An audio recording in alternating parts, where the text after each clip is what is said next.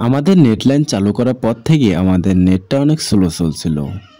তাই হঠাৎ করে আমরা সিদ্ধান্ত নিলাম আমাদের রাউটার আর অন্যটা উপরের দিকে টাঙিয়ে দেব। উপরে টাঙ্গাতে কিন্তু আমার অনেকটা ভয় লাগতেছে, কারণ আমাদের নেট লাইনটা নেওয়া হয়েছে মোটে 10 দিন হয়েছে। আমাদের রাউটার আর অনু কিন্তু একদমই নতুন, এই জন্য কিন্তু আমাদের বেশি ভয় লাগতেছে। তো ভয় পেয়ে কোনো কিন্তু লাভ হবে না, যেহেতু আমাদের নেটটা অনেক স্লো চলতেছে, এই জন্য আমাদের উপরে তো দিতেই হবে। তাই এখান থেকে কিন্তু আমরা একটা বালতি নিছি, বড় সাইজের একটি বালতি নিছি।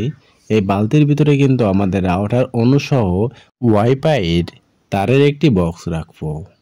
তো এইখান থেকে কিন্তু আমি রাউটারটা কিন্তু সেট করে ফেলছি অলরেডি। আর যে জিনিসগুলো আছে সেইগুলো কিন্তু আমি আস্তে আস্তে সেট করতেছি।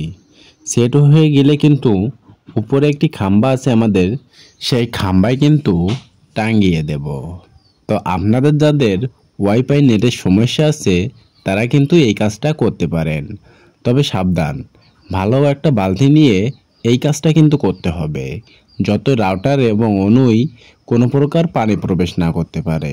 তো এইখান থেকে কিন্তু আমাদের প্রায় সব কিছু কিন্তু সেট হয়ে গেছে, শুধুমাত্র চার্জারগুলো লাগাতে বাদ আছে। তার আগে আমরা এখান থেকে কারেন্টের লাইনটা ভালো করে সেট করে নিচ্ছি। তারপরে এখান থেকে দেখেন আমাদের কিন্তু অলরেডি সব কিন্তু সেট হয়ে গেছে। তো আপনারা যদি এরকমভাবে টাঙাতে চান তাহলে টাঙাতে পারেন।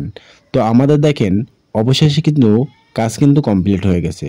তো বন্ধুরা দেখুন, এইখান থেকে কিন্তু আমরা বালতিটা ভালোভাবে সেট করে এনে পিলারের সাথে কিন্তু বান্দার কাজটাও কমপ্লিট হয়ে গেছে। তো এইখান থেকে আমাদের নেট স্পিডটা কিন্তু অনেক সুন্দর পাচ্ছে।